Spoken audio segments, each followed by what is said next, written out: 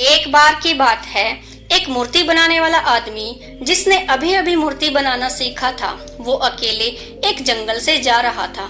जंगल में उसे एक बड़ा सा पत्थर दिखाई देता है। वो आदमी उस पत्थर को देखकर ये सोचता है कि क्यों ना मैं इस पत्थर से भगवान की एक खूबसूरत मूर्ति बनाऊं। उस आदमी ने अभी अभी मूर्ति बनाना सीखा था।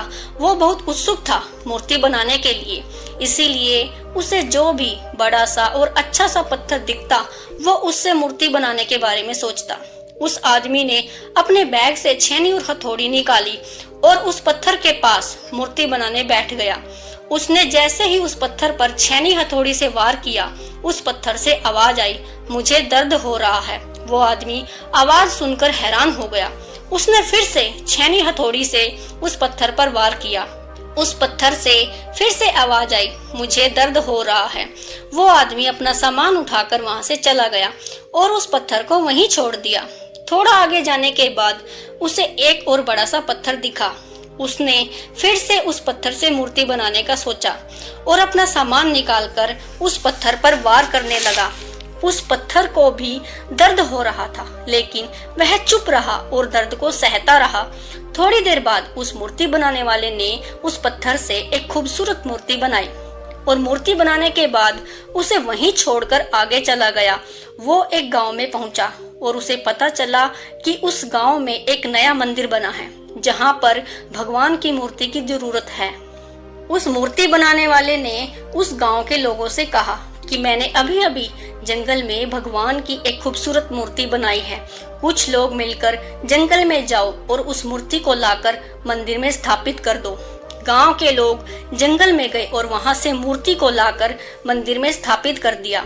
मूर्ति को मंदिर में स्थापित करने के बाद गांव के एक आदमी ने कहा कि मूर्ति का इंतजाम तो हो गया, लेकिन अब नारियल फोड़ने के लिए एक बड़े से पत्थर की जरूरत है।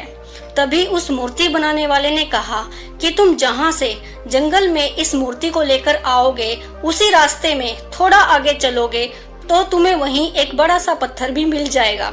गांव के लोगों ने उस पत्थर को भी लाकर नारियल फोड़ने के लिए रख दिया।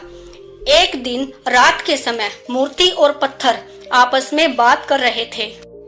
पत्थर ने मूर्ति से कहा, तुम कितने खुश हो, तेरी लोग पूजा करते हैं, तुम्हें सजाते हैं, मानते हैं और मुझ पर नारियल फोड़ते हैं और मुझे नारियल की वजह से दर्द होता है। तभी मूर्ति उस पत्थर से बोली, अगर तुम उस दिन मूर्ति बनाने वाले का वार सहन कर लेते तो आज मेरी जगह तुम होते और तुम्हारी जगह मैं, लेकिन तुमने वो वार सहन नहीं किया, इसीलिए आज लोग तुझ पर नारियल फोड़ते हैं और मेरी पूजा करते हैं। तो दोस्तों, इस कहानी से हमें यह सीख मिलती है कि बिना संघर्ष के हमें महानता नहीं मिलती और बिना हथौड़ी के चोट के पत्थर भी भगवान नहीं बनता। Thanks for watching.